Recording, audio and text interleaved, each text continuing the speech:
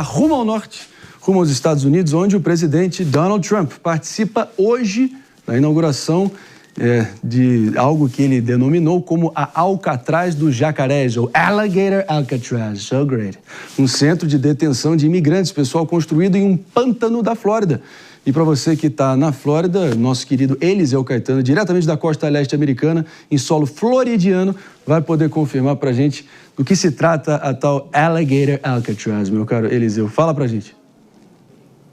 Salve, salve, Marinho. Muito bom dia para você, para os nossos amigos debatedores e, claro, para toda a audiência ligada no Morning Show. A gente fala ao vivo, direto dos Estados Unidos, 10 horas da manhã, com 24 minutos neste momento aqui na costa leste do país. Temperatura no sul da Flórida na manhã desta terça-feira na casa dos 27 graus Celsius. Sol entre nuvens, estava chovendo, mas parou, e é o que tudo indica, parou, porque quem acabou de desembarcar por aqui foi ninguém mais, ninguém menos que o presidente do país, Donald Trump, que está visitando esse lugar que você falou, Alligator Alcatraz.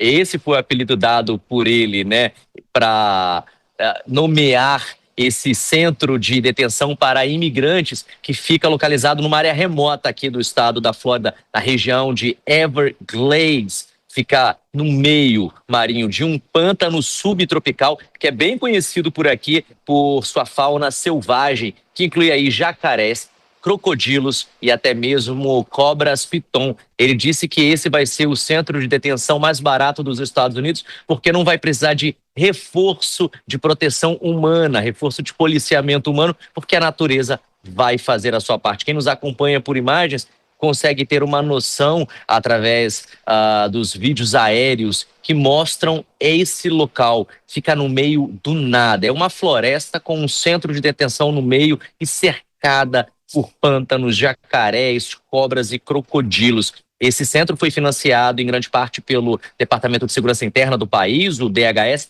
e pode abrigar, Marinho, até 5.000 pessoas quando estiver em plena atividade. A estimativa oficial, de acordo com o governo, é que os gastos anuais para manutenção dessa estrutura cheguem aí a 450 milhões de dólares. De acordo com o procurador-geral aqui do estado da Flórida, o James Utmeyer, a expectativa é de que os 1.000 primeiros detentos já sejam recebidos nesse local, agora a partir de hoje, entre 30 até 60 dias no máximo. O custo por detento é considerado aí em algo de 165 dólares por dia, ou seja, muito parecido com o das prisões fora desse estilo, desse esquema, como está sendo chamado por aqui. O financiamento para manter esses imigrantes virá em grande parte de programa de abrigos e serviços da FEMA, que é a Agência Federal de Gerenciamento de Emergência.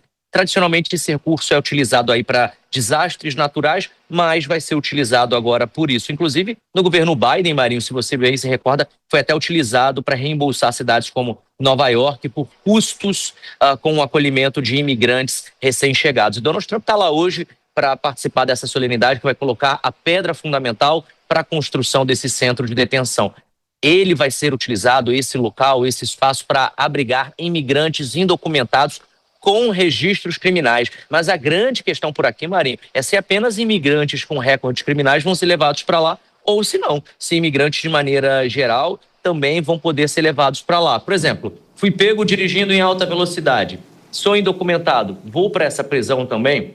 É uma pergunta ainda sem resposta. Agora, antes de eu te entregar, Marinho, só para a gente finalizar aqui a nossa entrada ao vivo, tá acontecendo um monte de batidas contra imigrantes aqui na Flórida, né? E aí a gente está com um problema seríssimo no campo dos Estados Unidos. Eu acho que essa seria até uma pergunta que você iria me fazer, não é isso? Exatamente, né? Esse plano de deportação que já mandou quase 150 mil imigrantes de volta para casa, né?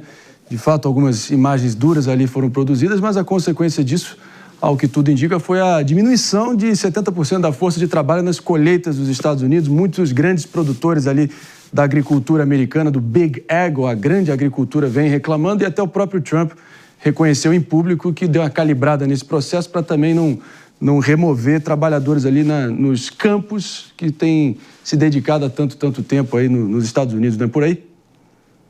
Exatamente, Marinho. Existe até um certo esforço por parte da administração Trump para tentar resolver essa questão, porque grande parte dos fazendeiros do estado da Califórnia tem reclamado publicamente, através das redes sociais e também da imprensa norte-americana, com relação a essas batidas que o ICE, que é o equivalente à Polícia Federal aí no Brasil, a Polícia de Imigração aqui nos Estados Unidos, tem feito em algumas dessas fazendas, fazendo com que os funcionários, os imigrantes indocumentados que trabalham no setor de agricultura aqui dos Estados Unidos, não queiram mais trabalhar. Eles estão chamando isso, viu, inclusive, de colapso silencioso no campo. Esse é o termo utilizado, Marinho, pelos fazendeiros da Califórnia, que tem relatado perdas significativas após a ausência em massa de trabalhadores, motivada pelas operações conduzidas pelo ICE, que é o Serviço de Imigração e Proteção de Alfândega aqui dos Estados Unidos. Daí, o que acontece, Marinho? Sem mão de obra, frutas, verduras estariam apodrecendo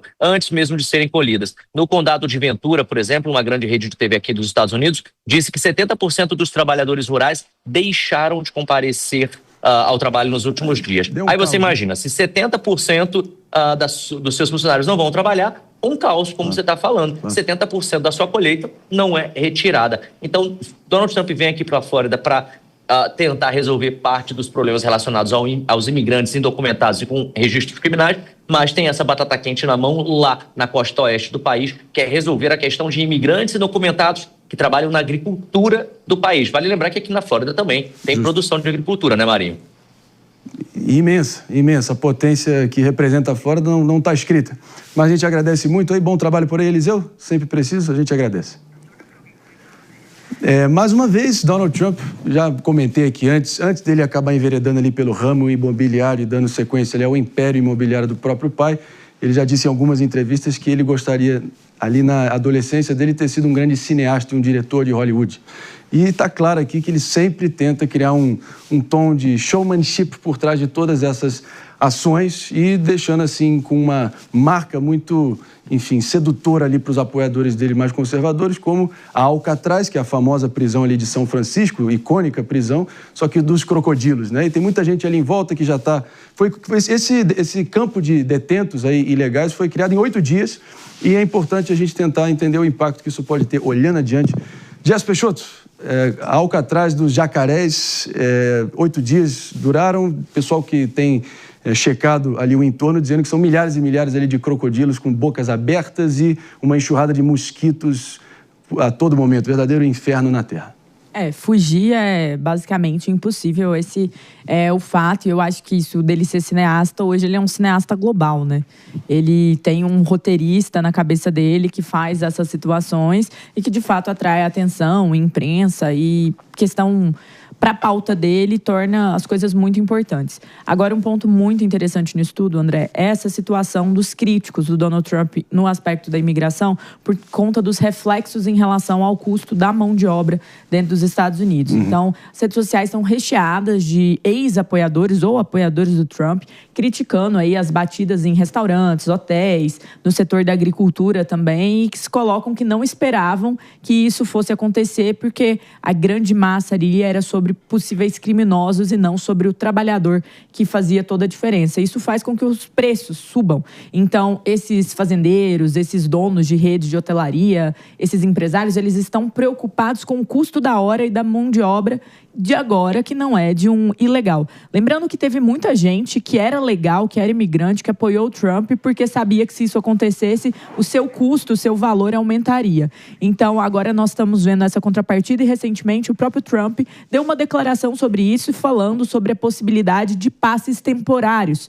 E ele mesmo falou que nunca teve um presidente tão duro com a imigração, mas também tão aliado dos agricultores. Então, ele está considerando aí, pelo que ele próprio coloca na rede social dele, ele está considerando a possibilidade desses passos temporários nas batidas, em que o agricultor ele teria ali a possibilidade ou fazer isso num médio período de tempo da deportação. Então, ele está endereçando essas críticas, que são muito boas e muito positivas em relação ao governo dele, que tem sido aí característico pelos ataques aos imigrantes legais e ilegais.